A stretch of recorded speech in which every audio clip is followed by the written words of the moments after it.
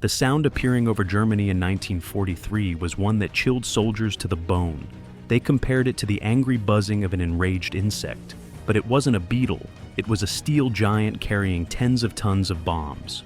The Germans whispered about a monster that couldn't be shot down, while the American crews themselves called it a can of spam and joked about refrigerators with machine guns to mask their fear. This machine could return to base with a severed tail, one engine running, and holes large enough for a person to crawl through. Yet, at the very same moment, dozens of similar fortresses were burning in the sky, leaving behind only debris and smoke. There was a day when American aviation lost hundreds of men and dozens of planes in a single sortie. It was then it became clear, myths collapse as loudly as burning aircraft fall. Why did this flying tin can, despite the tragedies and incredible losses, become a symbol of persistence and one of the main instruments of victory? And is it true that without it, the war could have ended completely differently? The answer is hidden in its history, one full of hope, mistakes, courage, and pain. Watch until the end to find out how a legend, born on a scrap of paper, split the sky and changed the course of the World War. The sky over Germany in 1943 was rarely quiet. A low, building roar would suddenly appear on the horizon, a sound that was impossible to mistake for anything else. It resembled the angry buzzing of a giant insect, but much heavier, darker, with a pressure that involuntarily made many on the ground clench their teeth. German anti-aircraft gunners, accustomed to this melody of war, nervously and hastily lit cigarettes, looking up where a silhouette emerged in the milky haze of the clouds. Luftwaffe pilots watched their fuel gauges with barely concealed melancholy. Another mission was turning into a test of survival, not a hunt. High above their heads, a monster forged from steel and engineering stubbornness moved slowly and majestically. Its shapes were not graceful. They were stark and straightforward, like war itself. Dozens of machine gun barrels bristled around it, turning the fuselage into something resembling a porcupine, only winged and much more dangerous. This plane seemed to defy the entire logic of aerial combat. Not fast, not elegant, but as if magically invulnerable. From the ground, it seemed not just a machine, but a moving fortress capable of returning fire in every direction. For many Germans, the sound of its approach became a real nightmare. It meant that heavy bombs would soon rain down from the sky, destroying factories, railways, and entire cities. For Luftwaffe pilots and gunners, every encounter with this behemoth turned into a lottery, with their own lives as the stake. A different reality reigned in the fortress's cockpits. 10 men sat surrounded by metal, instruments, and weapons. Each performed his task, and each understood that their team's coordination determined whether they would return to base. But at this moment, while they were watched from the ground with anxiety and enemy fighters lined up for the attack, the plane continued its calm, confident flight. It was as if it demonstrated that no fear and no guns could stop its journey. It was a spectacle hard to forget. A gray giant in the sky, accompanied by the roar of engines, like an iron ghost come to split the silence. And everyone who looked up that day understood. A new phase of the war has begun, and the sky has a new master. The history of this aircraft did not begin with majestic scenes in the European sky, but with a simple inspiration that came to the engineers at the Boeing company. In the mid-1930s, the company was not yet an aviation industry giant, but rather an ambitious player ready to take a risk. The American military wanted a new bomber, long-range, heavy, capable of carrying more bombs than previous models. And at that moment, one of the engineers, tired of endless calculations and tables, scribbled a rough sketch on the back of a technical document. This spontaneous line on paper became the starting point for the machine that would later overturn the course of the war. This is how the Model 299 project was born, a massive 4-engine aircraft that looked as if it could defend itself. When the first journalists saw it on the tarmac, they were stunned. Before them stood not just a bomber, but a steel colossus studded with machine gun points. And one of the reporters, struck by the sight, exclaimed, "Why, it's a real flying fortress." The phrase proved so succinct and accurate that Boeing's PR department immediately seized upon it. Thus, the new aircraft received a name that became a weapon in itself. It instilled fear in enemies and pride in the Allies even before the machine took to the air. But fate was harsh to the project. The first prototype, created with such hope, crashed almost ridiculously. The pilots forgot to remove the rudder locks. It seemed the story would end there. The Army chose to bet on the more modest and proven Douglas B-18. For Boeing, it looked like a defeat. Yet, a few generals saw something in the Model 299 that others missed. They understood that the future of air warfare would depend on range, firepower, and robustness. They insisted that at least a few machines be ordered for testing. For the U.S. budget of those years, this was an almost symbolic order. 13 units, a tiny batch.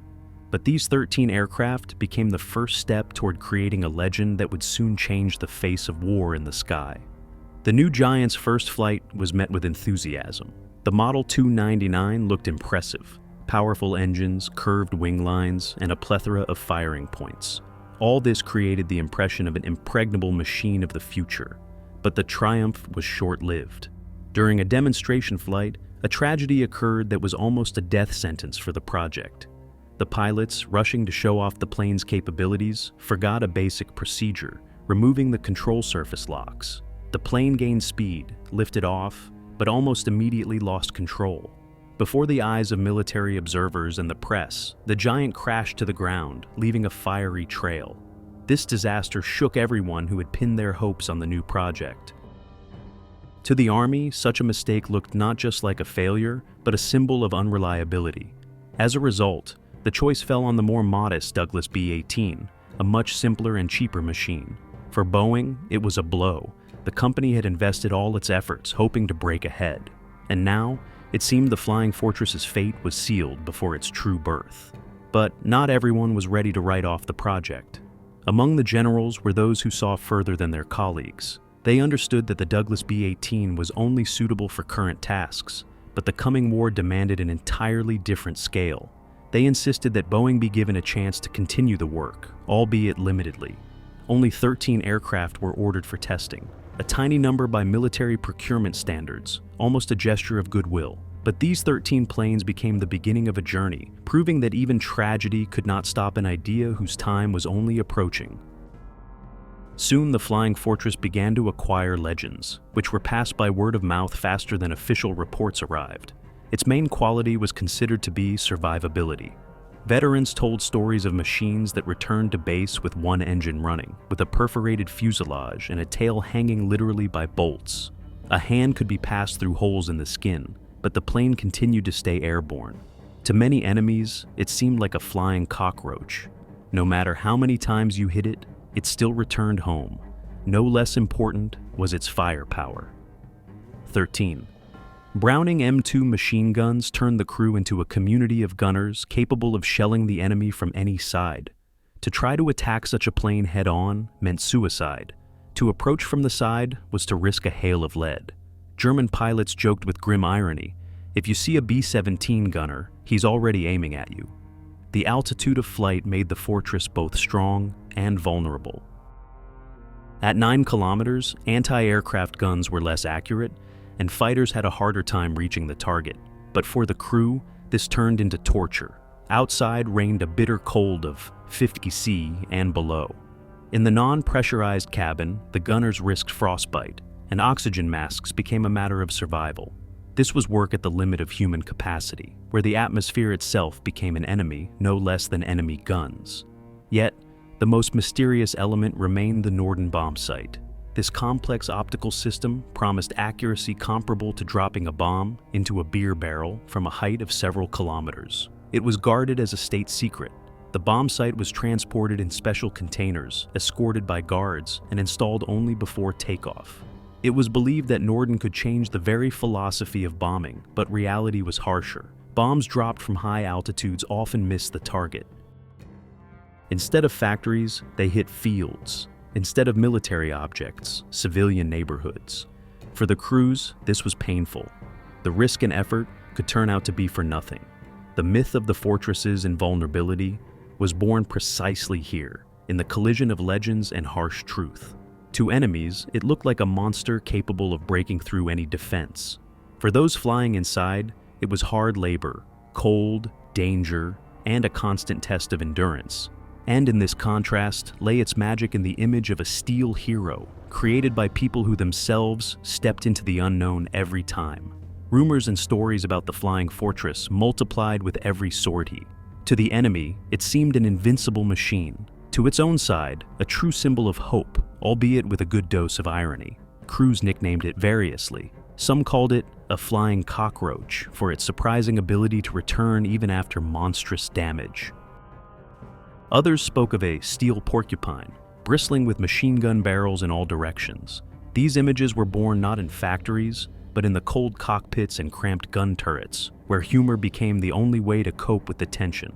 Veterans recalled machines returning to base with clipped wings, punctured fuel tanks, and tails held on by shreds of metal. Photographs from those years are striking. Fuselages slashed by shrapnel, wings with holes the size of a person. But the plane still landed on the tarmac and stopped to the applause of the technicians. These miraculous returns became legends told to novices, encouraging them before their first combat missions. For Luftwaffe pilots, an encounter with the B-17 turned into a puzzle. To attack head-on meant coming under fire from several machine guns at once. Chances of survival tended toward zero. To approach from the side was to risk running into bursts from the waist gunners. Even from above and below, the plane was covered. Fighters rarely dared to get too close. Germans joked among themselves, "If you see a B-17 gunner, he is already shooting at you." There was more bitterness than humor in these words, as every attack could result in a loss. For the crews, it seemed their plane could withstand anything. The illusion of absolute protection was part of their spirit. They understood that reality was harsher. Every mission took dozens of machines. Every encounter with enemy fighters turned into an ordeal. But the belief that the fortress would always offer a chance to return became a psychological shield. It was this belief that helped them hold on when shells exploded all around, and the sky was ablaze with fire. On the ground, the Flying Fortress looked formidable, but its true face was revealed only at 9 kilometers altitude. Here, in the thin air, where breathing without an oxygen mask became a deadly game, the crew's daily routine began. Outside, the temperature dropped to 50 C and below, and the metal hull turned the plane into a giant refrigerator. The heating was inadequate, and the gunners, sitting in their turrets, endured icy wind for hours, which seeped through every crack. Gloves froze to the metal grips of the machine guns. Oxygen masks chafed their faces until they bled, and their breath turned into an icy crust inside the tube. A gunner who lost his mask for even a minute risked losing consciousness and never waking up. Frostbite of fingers and cheeks was almost the norm. People worked at their limit not only because of the enemy, but because of the environment itself, which seemed to be trying to push them out of the sky. Each of the 10 people in the crew had their role, and they all sat in separate pockets of this huge plane, separated by metal and engine noise. Sometimes they didn't see each other the entire flight, but they knew everyone was responsible for the lives of the others. In the cramped turret, like an icy capsule, the gunner felt alone, with the bottomless sky and an enemy that could appear at any moment. To those who watched the fortress from the ground, it was a symbol of strength and inflexibility. But inside, behind the thick aluminum walls, sat people who fought for hours, not only with German fighters and flak, but also with cold, fatigue, and fear. It was this combination, technology and human endurance, that made the B-17 legend truly alive. Among all the legends that grew up around the Flying Fortress, the Norden bomb site held a special place. It was spoken of almost in a whisper, as a secret weapon capable of turning the tide of war with the push of a button. Engineers and military personnel insisted Norden would allow bombing with an accuracy of a few meters, hitting factories, bridges, and military bases directly, all while staying at an altitude where the enemy was powerless. This device was transported in special containers under guard and issued to the bombers only just before takeoff. Its preservation was taken so seriously that its secrecy rivaled future nuclear developments. Crews believed in the miracle. Every bomber flew out with the feeling that technological magic was at its disposal. The bombardier, looking through the optics, was supposed to literally see the target, regardless of the fact that it was several kilometers away. But the reality of war always introduced its own corrections: turbulence, heavy anti-aircraft fire, maneuvers, sudden clouds. All this turned ideal calculations into approximations. From an altitude of 9 kilometers, bombs did not always land where intended. Krupp factories could remain unscathed, while tens of tons of explosives fell into the ground nearby. Sometimes they landed on the fields of French farmers, and people wondered why they were receiving such gifts from the sky. For the crews, this was a bitter irony, risking their lives only to plow someone else's field, instead of destroying a strategic target. Nevertheless, the mere fact of having the Norden supported morale. It instilled hope that every mission had meaning, that the efforts were not in vain. Even if practice showed the opposite, the belief in the miracle bomb sight helped them climb into the plane again and again. War required not only weapons, but also faith. And Norden became a symbol for many that in this steel machine, there was a chance for precision in the chaos of the sky. The autumn of 1943 became a test for the Flying Fortress that divided its history into before and after. The American command was convinced that tight bomber formations themselves created an impenetrable shield of fire. Schematics were drawn in headquarters, dozens of B-17s flying into perfect formation. Their machine guns covered all directions, and no fighter could break through this wall of lead. Generals believed that the fortresses were not just planes, but literal flying fortresses, capable of defending themselves without outside help. Confidence in this concept grew from the myths that had already formed around the machine. Stories of miraculous returns, legends of impenetrable defense, and the B-17's very reputation made people think they could do without fighter escort. On paper, it all seemed logical. Why spend resources on escort if you have an aerial porcupine that enemies bounce off of themselves? But the sky does not forgive arrogance. The decision to send bombers deep into Germany without cover was a step into the abyss. No one doubted there would be losses, but few imagined their scale. The command felt this would prove the strength of American aviation. In reality, a collision with the most brutal reality awaited them. Every plane in the formation was vulnerable. Defensive machine guns could repel single attacks, but they could not stop an organized assault by the Luftwaffe. German aces prepared for this moment just as carefully as the Americans themselves, only their calculation was much closer to the truth. Thus, the belief in the myth of the fortress's invincibility pushed the Allies into a risky experiment that cost far more than the generals had anticipated. Ahead lay the day that would go down in history as one of the darkest for American bomber aviation. October 14, 1943, went down in history as the day when the illusion of the Flying Fortress's invincibility shattered in the sky over Germany. In the morning, a huge armada of B-17s took off from airfields, heading for the industrial center of Schweinfurt, where factories producing ball bearings, a key element of the German war machine, were located. The command was confident that if this facility could be put out of action, the Reich's economy would falter. The bombers flew without fighter cover, relying solely on tight formation and their own machine guns. What happened next became a true hell for many crews. Hundreds of Luftwaffe fighters descended upon them in the sky.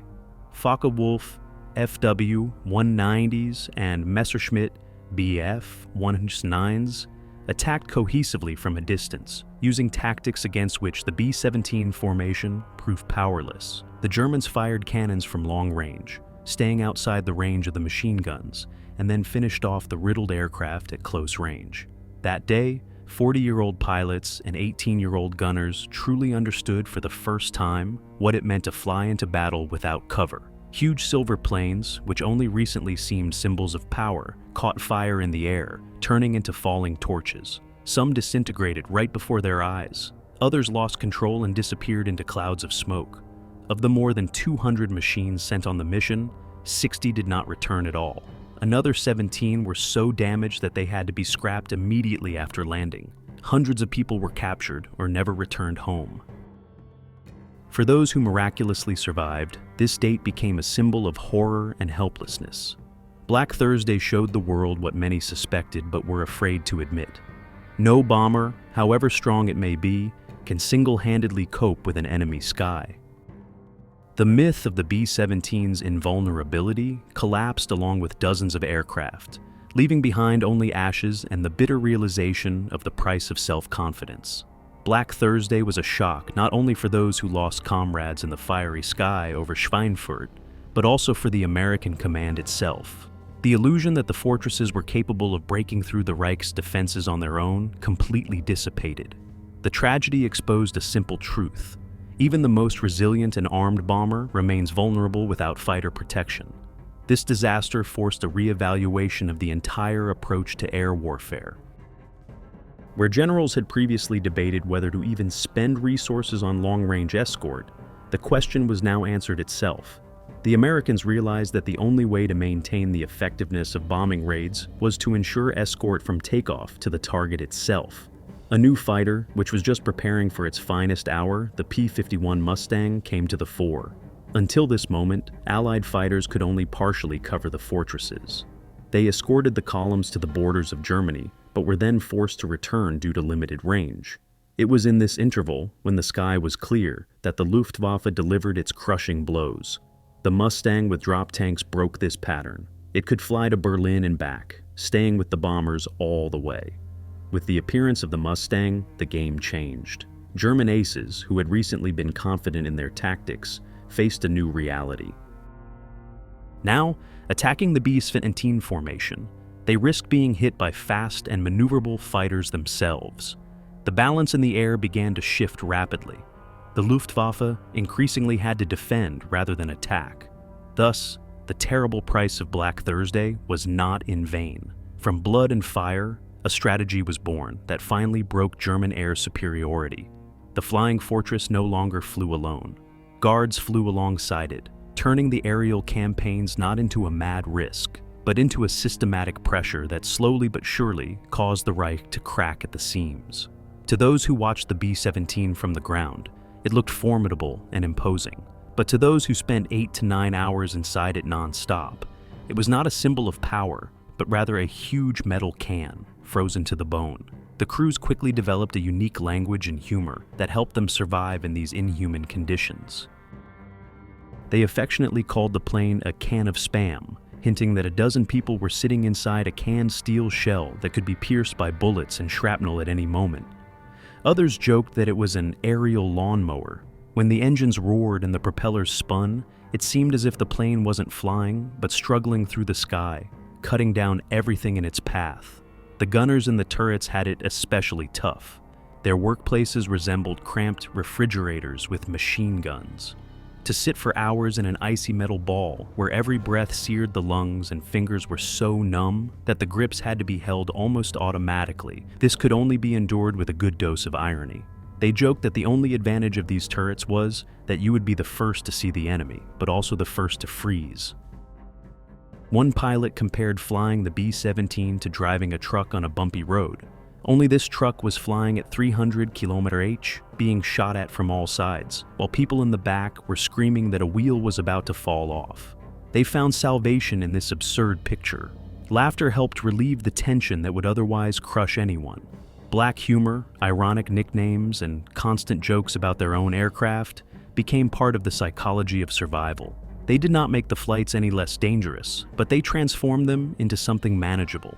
In these jokes, there was pain, fear, and the incredible persistence of people who knew. Every sortie could be the last, but as long as they laughed, they were still alive, and thus they could return home. Behind the steel skin, the roar of 4 engines, and the rattle of machine gun bursts, the most important element was hidden, the people without whom the legend of the Flying Fortress could not exist. Every flight was a test not only for the machine, but also for the 10 men who sat in its cold compartments. Pilots often admitted that flying this aircraft was difficult, like driving a loaded truck on a broken road, only with no right to error. But it was the realization that an entire crew was behind them that made them hold the yoke until the very end. The gunners, sitting in their tiny turrets, didn't see each other for hours, but each understood that he was covering his comrades' lives. An invisible thread, a sense of brotherhood, arose between them, impossible to describe in dry military terms. Veterans' memories are full of phrases that speak not of pride in the machine, but of gratitude for those who sat nearby. One gunner said, "When you realize that your friend is holding off the fighters so you have a chance to return, the fear recedes." Another recalled, "We believed in the plane, but even more, we believed in each other. This belief was what made the steel Leviathan alive. Even the darkest moments were endured differently when comrades were nearby, ready to share the cold, the danger, and the despair. Jokes and short phrases over the intercom, glances exchanged in cramped cockpits, all of it became a support. The fortress was not only a machine of war, but also a symbol of human solidarity, proof that in harsh conditions, it's not the strongest who survives, but the one who is confident that equally stubborn and unyielding people stand shoulder to shoulder with him.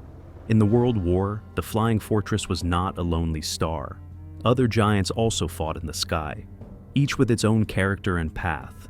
The British Avro Lancaster became a true master of night raids. Its strategy was to hide in the darkness, not relying on instrument accuracy, but unleashing carpet bombings on cities and industrial areas. The British believed that darkness would be the best defense, and so their attacks occurred during nighttime hours when German air defenses and fighters were less effective. The Lancaster was capable of carrying huge bomb loads and employed the most destructive munitions of the time, including the famous blockbuster bombs capable of breaching dams and factory walls. The Soviet P-8 was much less known to the general public, but in the USSR, it became a symbol of its own school of strategic aviation. The machine was heavy, complex to produce, and relatively few were manufactured. However, for Soviet pilots, it became a symbol of long-range power. The P-8 flew to Berlin as early as 1941, proving that even in the most difficult conditions, the country could strike at the enemy's very heart. Each of these bombers reflected the character of its country and its strategy. The British focused on scale and intimidation, preferring the night and carpet strikes. The Soviet Union used the P-8 more as a demonstration of capability than as a mass weapon. And the Americans chose the path of persistent daytime pressure, believing that only visible and precise strikes would break the enemy morally and strategically. The B-17 was not the biggest, the most cargo-heavy, or the most accurate of all, but it was it that became a symbol of sacrifice and persistence. Its image was formed not only from its characteristics, but also from the thousands of stories of crews who returned to the sky time and again, knowing that the chances of survival were slim. This was the fortress's peculiarity. It embodied not technical superiority, but resilience, persistence, and a willingness to pay a high price for the ultimate victory. The main legacy of the Flying Fortress was not in the tons of bombs dropped, or even the destroyed factories. Its true power lay in the fact that every sortie forced the Luftwaffe to react. The German command could not ignore the hundreds of silver giants slowly but inexorably advancing toward the Reich's cities and industrial centers. To repel them, almost everything capable of fighting had to be launched into the air: fighter squadrons, air defense forces, reserves that could otherwise have been sent to the Eastern Front. Every day that American B-17s appeared in the German sky meant slightly easier breathing for Soviet soldiers on the front line. German fighters, instead of attacking Soviet attack aircraft and bombers, were forced to fight in a different sky. Artillery capable of supporting Wehrmacht troops remained tied to factories and cities inside the Reich. Thus, the fortress became a forge of victory not alone, but on the scale of the entire strategy. American aviation forged a pressure that gradually caused the German war machine to lose momentum. The Luftwaffe was being exhausted. Experienced aces were dying or being incapacitated. Fuel was being consumed, and factories worked under constant stress. And although the strikes did not always achieve ideal accuracy, their very presence broke the supply system and forced the Reich to defend instead of attack. Thus, the B-17 played the role of a hammer that struck again and again, depriving Germany of the initiative.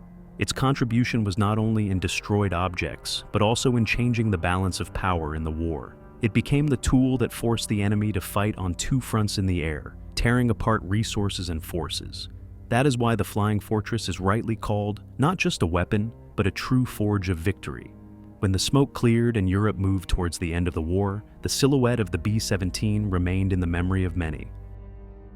It was not the most perfect bomber, nor did it have record-breaking cargo capacity or ideal accuracy. Its missions often resulted in terrible losses, and the strikes did not always hit the target.